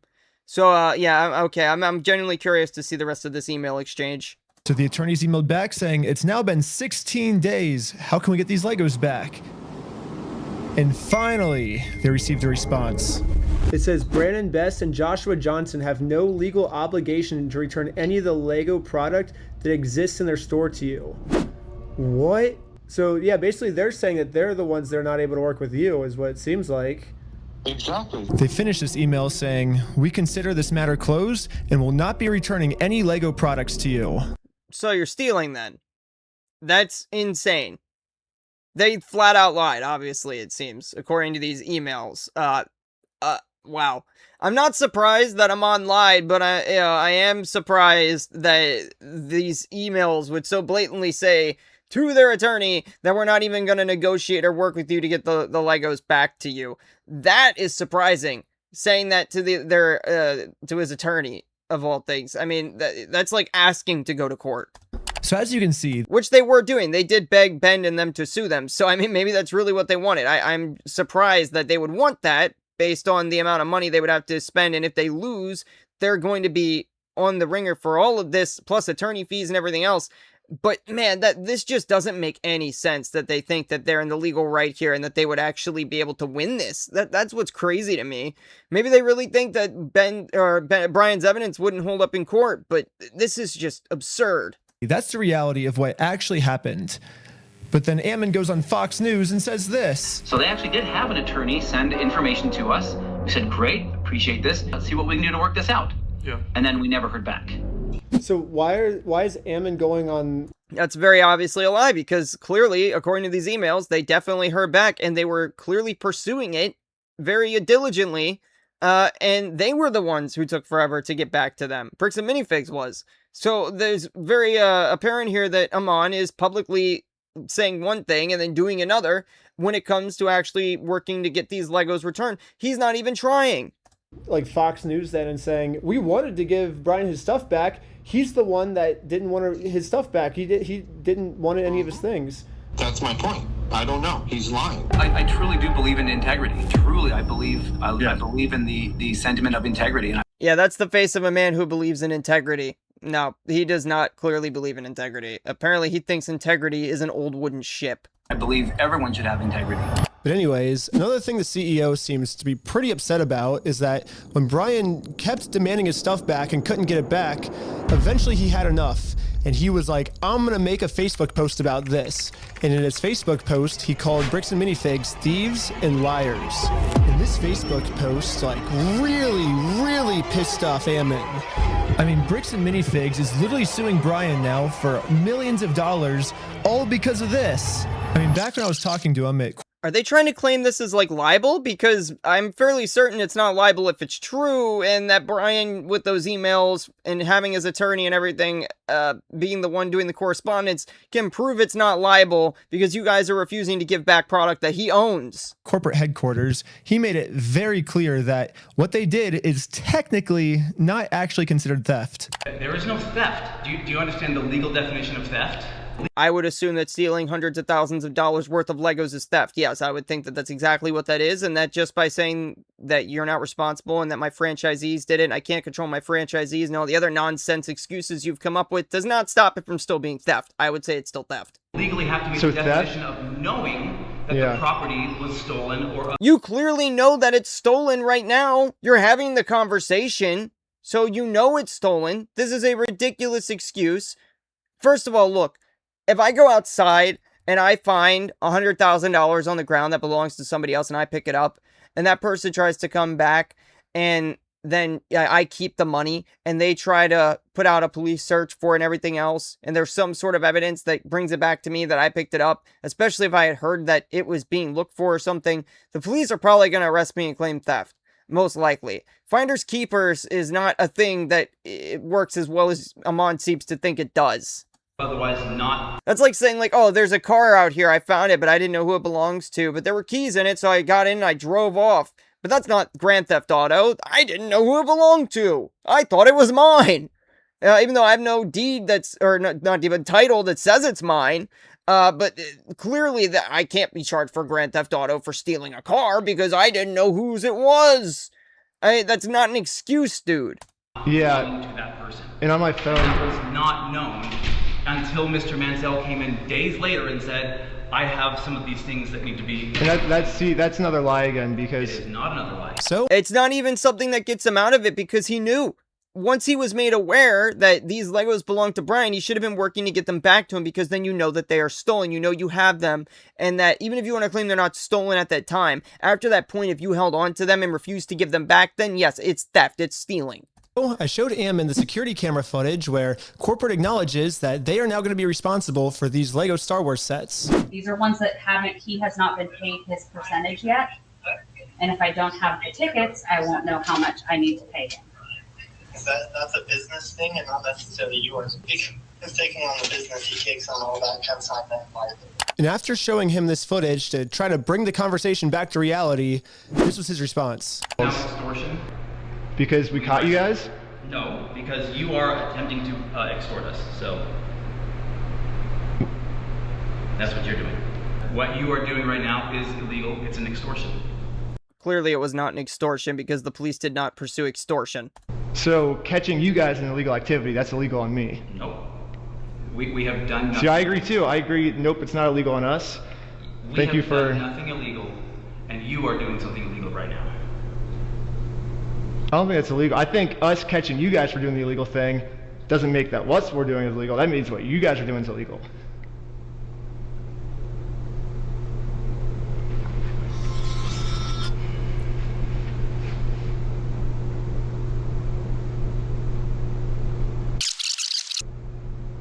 been asked to leave. Please leave. We have to leave? Okay. Well, thank you for working with us. And After just going around in circles for probably 30 to 40 minutes and just, having like kind of less than genuine questions or less than genuine responses being given to me, I was exasperated by the end of it. And that's, when people get tired and exasperated, that's when we finally got the footage that we can use to make him look like a completely unreasonable monster, but that's what they do is people whose goal is to do those types of things, they just harass and go after people as long and hard as they can until somebody breaks and says something that then they can use that one clip to be like, oh, look at this horrible monster of a person. So that's what I feel like has kind of really happened here. So Ammon's claiming that I just harassed him for 30 minutes and finally he got fed up with us, which that was the one clip at the end that I used in my documentary. He's almost framing this like Ben was trying to do a deposition on him, which is ridiculous. Ben was there just having a conversation. You can't sit there and be like, oh, I got wore out talking and gave him clips to make me look bad. You look bad the entire time from the beginning to the end, and there was no point there where Ben did anything to make you look bad. You just look like you were committing an illegal activity here, stealing Legos and not wanting to give them back. That's what the whole situation looks like, and you were denying it the whole time and trying to dodge it and say that you're not responsible, all this nonsense, how to get a hold of you, and then they do it, and then you don't cooperate even with their attorneys and everything else. I mean, no. This is nonsense. The dude's just trying to cover his public image and try to save his ass. Let's be real. His public image is ruined. I know that Bricks and Minifigs has definitely lost a ton of business over this as a company entirely. And in a way, it's sad because it is going to hurt individual franchisees, but I honestly couldn't care less if Bricks and Minifigs headquarters as a company just goes out of business at this point because it would take them on down. I feel bad for those people at the bottom that are just normal franchisees and employees trying to work a job.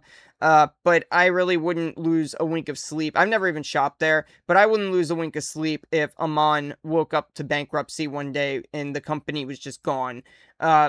But I mean, it would be bad, obviously, for all the franchisees and stuff. But I think that Amon would be getting what he deserves out of that situation, personally, because Amon is obviously doing something very, in my opinion, very scummy. And it's my opinion that, he did all this, whatever. But I mean, obviously the rest of this will come out in court, whatever. But I really just, at this point, in my opinion, I think he is a dirtbag, and I would not lose even a wink of sleep if he were to go under, his company would go under, financially. That's just my opinion, though.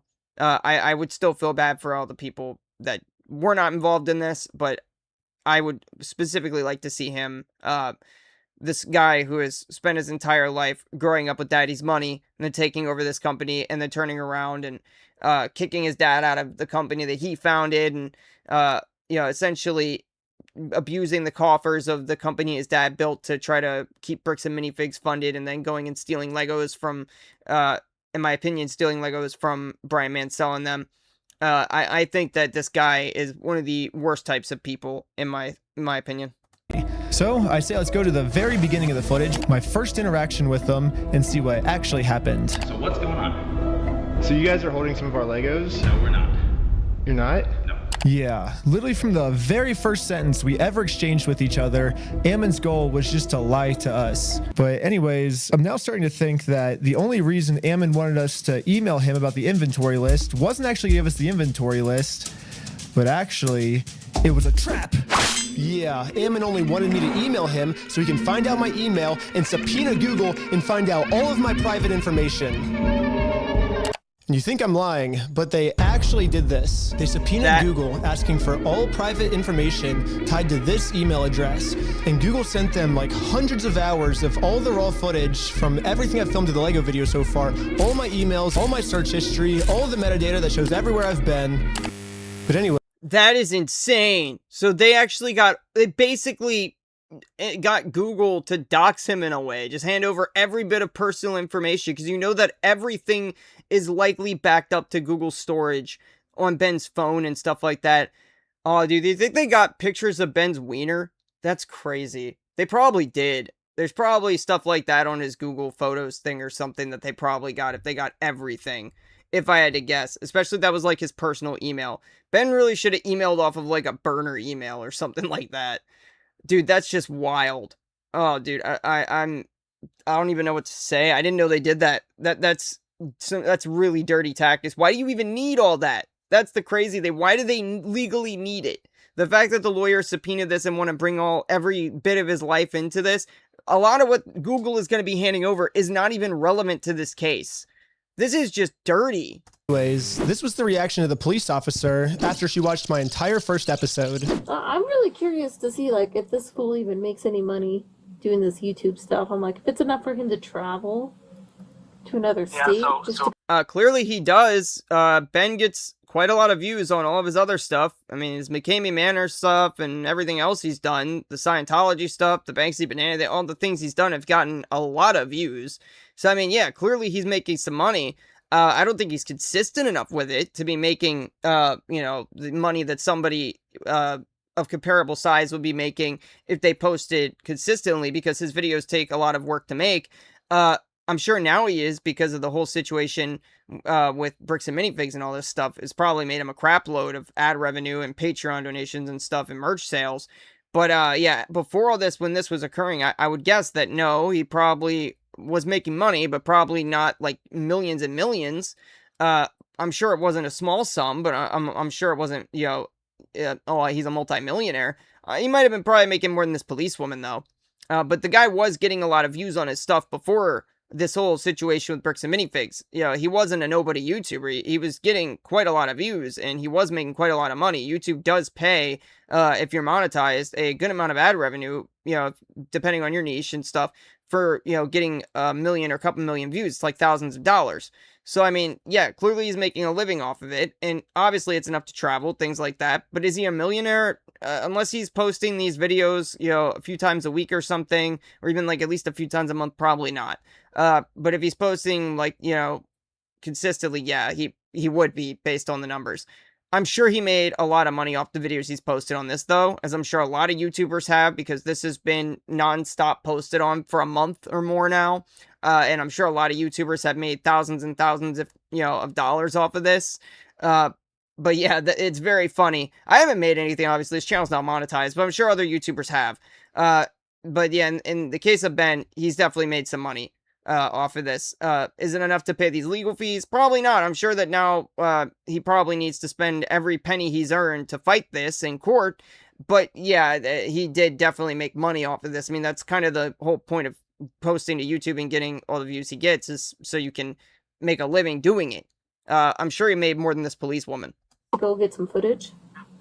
It doesn't even sound like his like secret information doesn't even seem credible from my understanding. No, so it sounds like you were able to watch the video. I think by secret information, the police officer is referring to the security camera footage that proves that everything Bricks and Minifigs is saying is a lie. My first question is, how could this not be credible? It's literally just video evidence of what happened that night. But at least now I can see why the police aren't listening to me. They're basically just saying, I would think that video evidence is credible, yes. That all of the evidence I submit to them is not credible, and therefore, case closed. Ben's wrong, and we're right.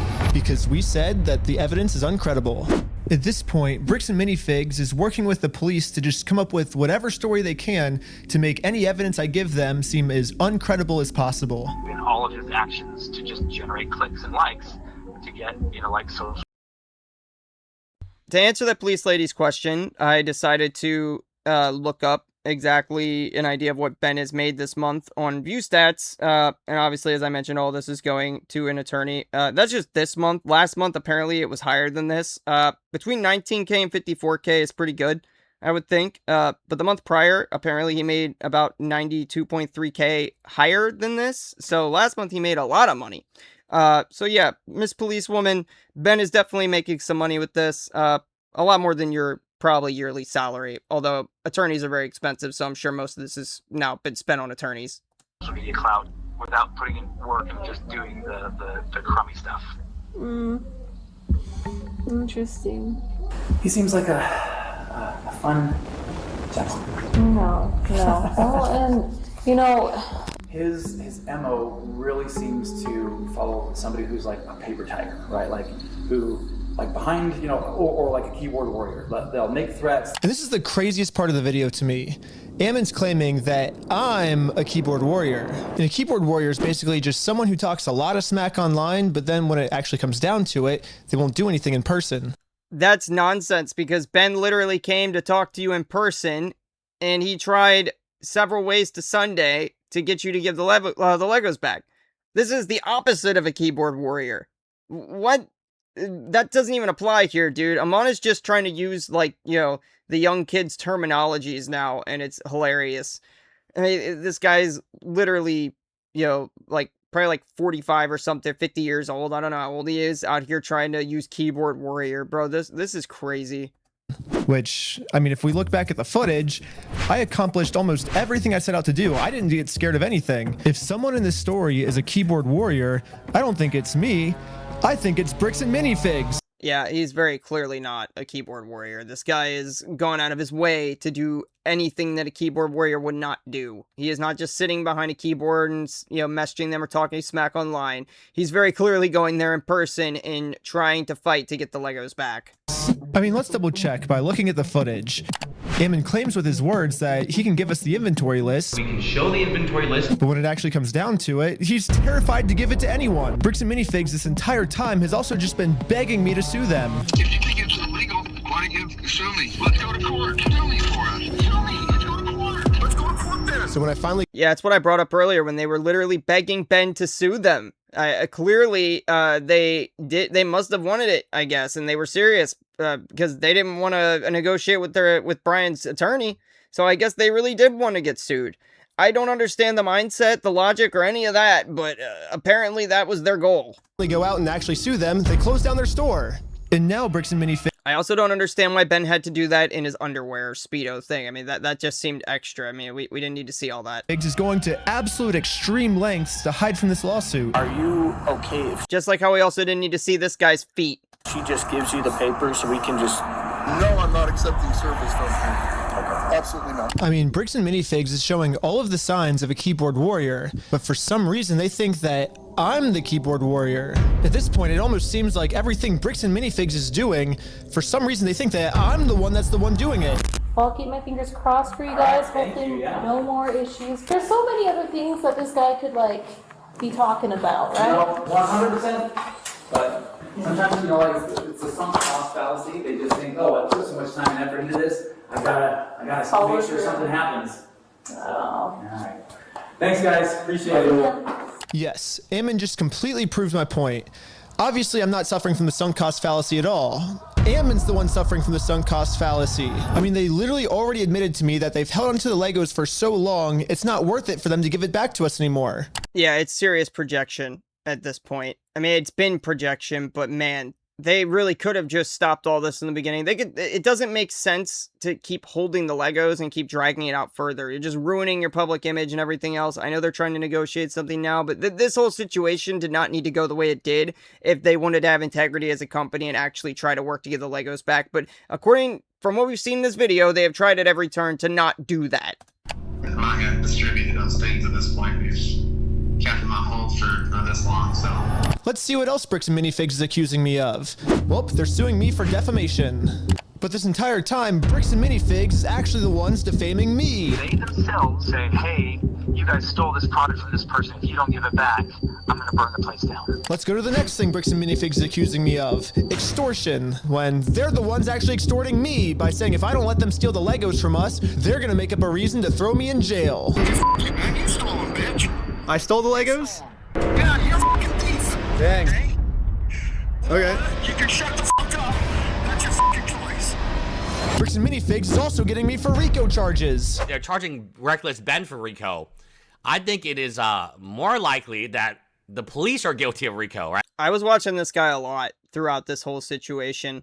But yeah, I would say the police are more likely guilty of RICO and Bricks and Minifigs as well. They seem to have been functioning more as a mafia than what Ben was doing. For those of you who don't know what RICO is, it is the set of laws used to take down Al Capone and the mob. It was devised specifically to bring them down.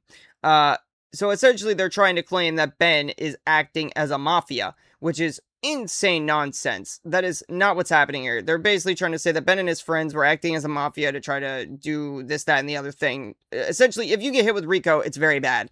And from all the evidence that I've seen, in my opinion, it seems a lot more like American Fork and Provo and Bricks and Minifigs have acted more like a mafia. People have called them the Mormon Mafia. I don't want to use the term to, label all Mormons. They're definitely giving a bad look, but at the end of the day, it's pretty obvious that they're the ones that would fit the RICO statute much better than what Ben and his friends have done. Maybe at most you could argue Ben was stalking, maybe, but when it comes to this, RICO is super extreme and super bad, and they are the ones that seem to be fitting the definition of a mafia at this point, in my opinion. Right? And if you look at the CEO's previous businesses, he actually got sued for RICO. He's the one guilty of RICO, not me. They're also accusing me of sending a sniper to shoot out the windows of the McNeff house. Oh, so Ben really has been following all the same stuff as me, because I watched that woman's video and all of this too. That's what I've been referencing a lot, was the stuff that she found. And also, this whole situation I brought up earlier, where their dad, Dan McNeff, that's him on this footage here, had a window taken out of his house. I guess shot out, according to Ben. But yeah, as far as I could tell, I would say that RICO definitely doesn't apply to what Ben's doing. This is just public outrage, is what this is. This is not RICO. This is the public showing their outrage with the McNeff family and Brandon and Joshua. But Reckless Ben is not responsible for the actions of the public reacting to a public situation. And all of this is very much public and known. So you can't make the argument that these guys were like working for Ben or something like that. But there is definitely an interesting fact to be named here that apparently, Amon McNeff was charged with RICO. I didn't see that part. Maybe it happened and I missed that video. But from what I've seen, it definitely does seem like RICO fits Bricks and Minifigs and the police departments there and their collusion much more than it would with Ben. If I had to make an application of law, in my opinion, I would say that that's where it would land. You guys want to come to, you can see the window and see where they were shooting from. It could be a sniper blade on the hill. When the police got there, they realized it was actually a construction worker who accidentally shattered the window. Seems more like... Okay, that's crazy. I didn't know that it was actually a construction worker that did it. So there was no sniper. He's just paranoid. Dan McNeff, come on, man. Everybody, there was a Facebook post that he made originally. I haven't seen this body cam footage, but it was a Facebook post that he had made claiming that somebody shot out his window or broke it somehow one way or another. And it was a construction worker. That makes this so much worse. He was claiming that people were looking through his back window at his house through binoculars and stuff. Also, look at the size of these houses, dude. The amount of money his dad and all them must have. It's crazy. Mormons must be freaking loaded. Or at least Amon's family is. My God, dude. That is a big house. I mean, dude, talk about growing up with a silver spoon in your mouth. That it happened from construction work, then it happened from some random people across the way. But even after all this, they still go online and say it was me. He's trying to get Ben Schneider for like attempted murder. He's basically trying to set Ben Schneider up for attempted murder when meanwhile it was a nail from his own construction worker. So what's the moral of the story here? It looks like everything bad Bricks and Minifigs is... Even if this was actually a bullet that went through the window from an enraged Reckless Ben fan, you still cannot set Ben up for murder here, because Ben did not say to do this. There is no public evidence that shows Ben ever, at any point, asked for any violence to come to any of the people involved in the Bricks and Minifigs situation, including Dan and Amon McNeff and all of them. No violence has been threatened on video or advocated for. So, for them to try to pin that on Ben is actually insane. But the fact that it wasn't actually even a sniper and it was a construction worker that Dan McNeff was paying to work on his house makes it even worse. I hope that was dropped. They think that I'm the one that's doing the bad thing. It makes no sense.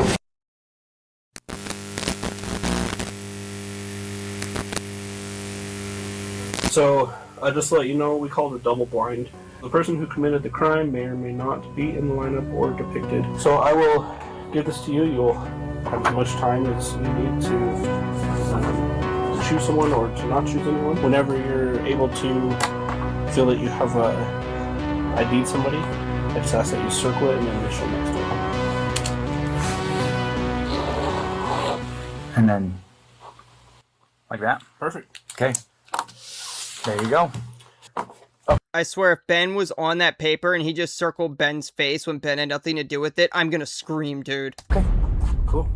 Really, this was like the final step that I'm assuming that was for the shooting thing and maybe not separate. I don't know. Ben didn't specify what that was for, but considering it was shown right after the shooting thing with his father, I'm going to assume that's what it was. If I'm wrong, somebody let me know if you somehow know what that's about, because I haven't seen that video clip. But if that's what it was, then that's insane. If it's the obstruction of commerce thing and separate, then okay, I guess that wouldn't be too hard to figure out. I don't even know why you would need a lineup. But yeah, if it's the whole shooting out a window thing, that's actually crazy, especially because it was a construction worker and nobody actually did it. needed. This is legit. We've been able to verify who he is now. Yep. This has got to be like bordering on malicious prosecution at this point. Police put on this big performance. Actually, I think we crossed that line a while ago. To make it look like they're going to all this work to verify the facts, when in reality, they already know who I am. They already subpoenaed Google. Okay, so then this must be the separate. This probably isn't anything to do with the shooting thing then. This is probably about the obstruction of commerce crap that they're trying to push. That was unnecessary. Then they did not need a lineup. That's just being like theater extra to make him feel good. They already watched my entire first Lego video. They already went through all my search history. To me, this just feels like a staged performance so they can show the world, hey, look, we verified everything, when if they would have just put an equal amount of effort into watching the raw footage I submitted to them, they would have found out that Ammon's just completely lying to them, but for some reason they didn't. A few weeks later, when I ended up going to court, this was the state's response. My name is Nick Mielstein. I'm the prosecutor. Is Benjamin Schneider here? Yes. If you want to take care of that today, we could do what we call a plea in abeyance. Were you able to see the footage I submitted to the police of our interaction? I have not watched it, no. Okay, because in that footage, you can clearly see that the second he tells us to leave, we say, okay, we'll leave. And then he calls the police and said that we threatened to burn down the building and shoot everyone inside. How has the prosecutor not watched the footage of the interaction? That's something that he should have seen, or they should have already seen that. What? That's like the most basic thing you could do. And he was just making up all these lies, which you can clearly see in the footage that we submitted. We were being respectful the whole time. We left the second he told us to. Sorry, let me look. And so it makes sense why the police would take me to court, because... Let me look at it now after Ben's brought it up. It's already been submitted, but let me look at it. I am wondering if he actually did, but I mean, let me look at the thing I should have already looked at. That's crazy, dude. Dude, what is Utah? I mean, he's threatening that we're going to burn down the building and shoot everyone, but we did nothing. Like, he's just saying that because he's trying to... I'm a documentary maker, so I'm making a documentary on the thing. So his logic is if he throws me in jail, then if he makes up a reason for me to go to jail, then I won't be able to expose them for their crimes. So that's the what's going on. It's clear as day in the footage if you watch it. It seems like they're just making up a bunch of false information in order to silence criticism. So did you submit that to the police officer? Yes. Is the footage going such that it's still going, like when you step out the door? It starts from when we're in the elevator before we talk to him to when we were back in the elevator going back down. Obviously, a video doesn't necessarily show everything that possibly happened. So according to the state... Then what does it show? What's the video show then? I mean, you could try to make the argument that you watch the video then. You'll be able to tell if it's edited or not. It doesn't take a genius to figure that out. I mean, what is the argument here? The video doesn't show everything, but it shows the entire conversation all the way up until the point they were leaving. What more do you need? Dude, this is ridiculous at this point. Ben, a lawyer would have been very helpful here, but this is ridiculous, dude. State of Utah. The raw video that shows everything that possibly could have happened is not credible and could not have shown everything that possibly could have happened. And they didn't... Is he trying to make the claim that apparently, like, Ben could have went back and talked to him a second time? Did Amon make that claim? Because I'm not seeing where the video would contradict what happened here. I mean, the video would clearly show what occurred. And if they're going down the elevator, they're leaving, I would think that that would be good enough to show that they left. I mean, what more do you want? You want like I don't even know, man. I don't even know, dude. Utah is just insane. Even watch it. They're literally just taking Ammon's word for everything and completely ignoring all the evidence. So where does this leave me now? I've noticed a lot of people in this whole situation seem to just want to ignore video and photographic evidence, and it's actually absurd. Not only am I being charged with a bunch of mystery crimes in American Fork, Utah, but I'm also being charged with a second-degree felony up to 15 years in jail in Provo, Utah. And now that they have written proof that I'm committing all of these insane crimes against them, I mean, obviously Bricks and Minifigs just made up everything. I don't know if I would call this proof. It is an affidavit, a sworn affidavit, but is it proof? I mean, that's just his word against yours at that point. If he doesn't have anything else to show it, then, I mean, you could argue it's evidence, but I wouldn't say that this proves anything. It's just his word against yours. If anything, I would say that getting the videos submitted to the court through a lawyer would then be proof. That would be very much more valuable showing what occurred than, and obviously you submitted it, but a lawyer would have helped force it through. That would be a lot more valuable than Amon McNeff and Bricks and Minifigs statements versus your own when you have video showing that this is not what occurred. Everything, but that's not how the court sees it. The court thinks that these are real, and for whatever reason, the court wouldn't let me share my side. They only heard Bricks and Minifigs' side. Ben's side was not in the room, was not heard. The court signed an order erasing his published work on the strength of the company's... For those of you who don't know who this guy is, he is a lawyer. I've seen him before. I watch a lot of law YouTubers, if you didn't notice, but yeah. This guy is also a lawyer. He's a copyright attorney. But yeah, it's amazing that they didn't hear his side at all, but that's probably because Ben didn't have a lawyer at this point.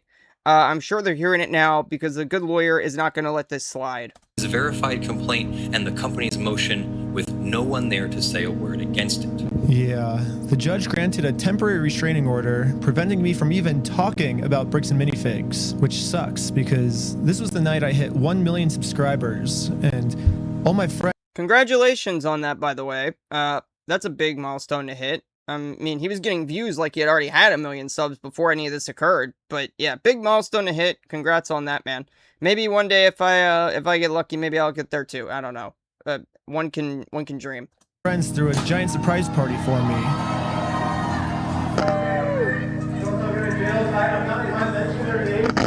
Yeah, Bricks and Minifigs gets to just keep spreading their lies about me, and I just have to sit in silence, and there's nothing I can do to stop them.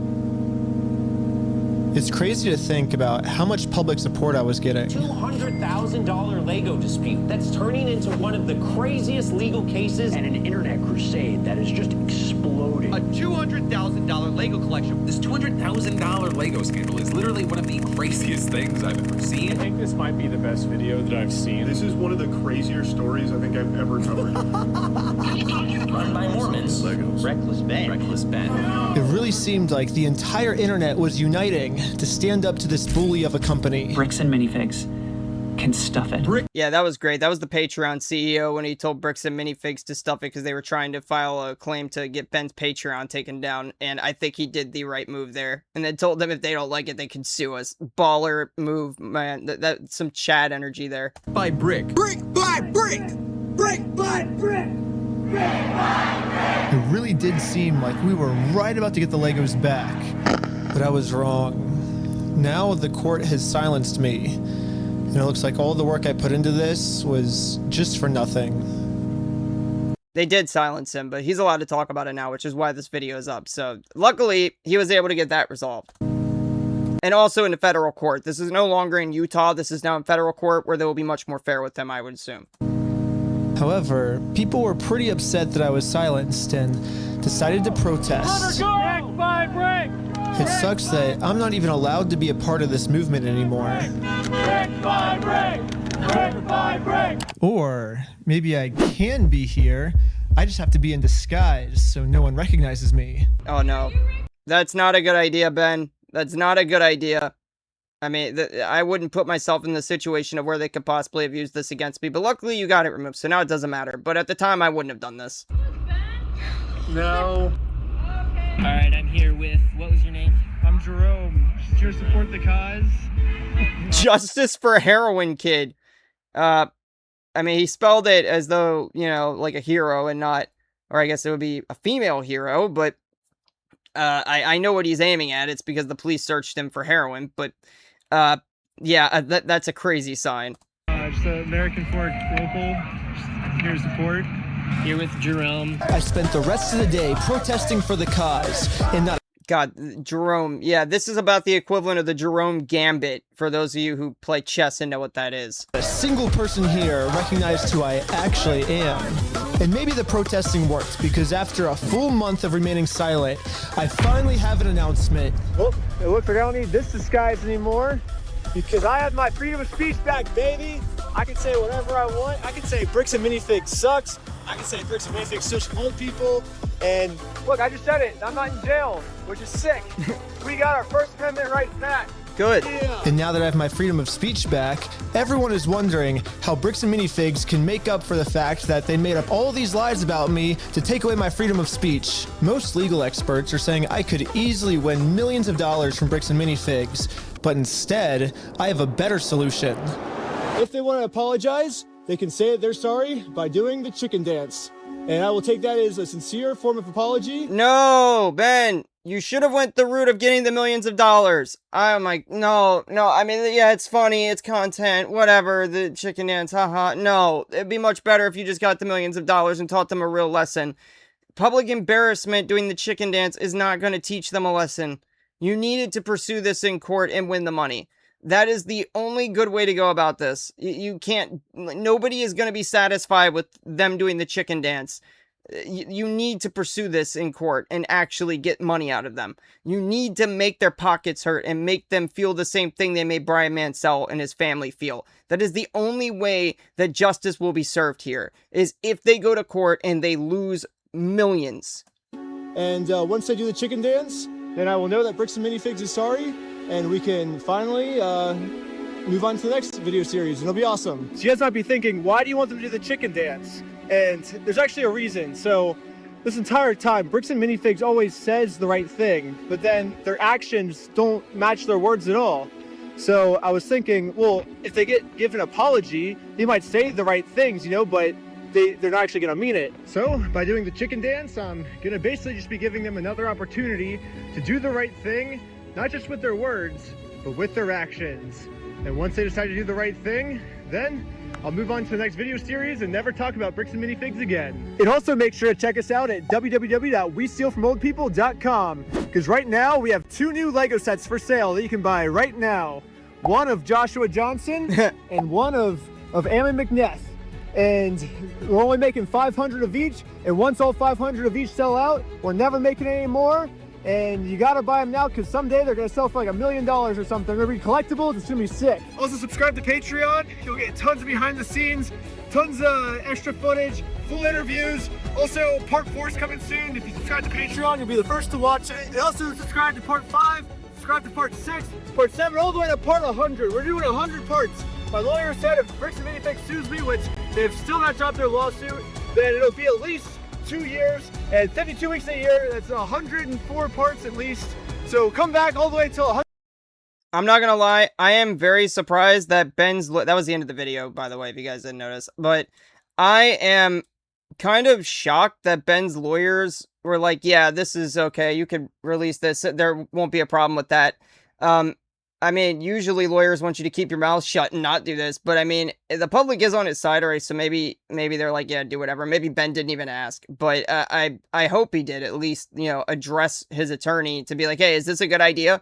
Even if they did release the gag orders and everything else that were on him, there is still a, you know, possibility that he could say something that could, you know, damage his case. At this point, though, I think we've all seen enough. I don't know if that's even possible at this point. We pretty much know everything that's occurred, so who knows. But we'll see what happens in the future as this case continues to unfold. If you guys enjoy, please don't forget to subscribe before you leave and check out Ben's video. Please check out the original. I am I'm telling you guys, it's still necessary to do that if you haven't already, because you need to give Ben all of your support. He needs it bad to fight these lawsuits and pay his attorneys.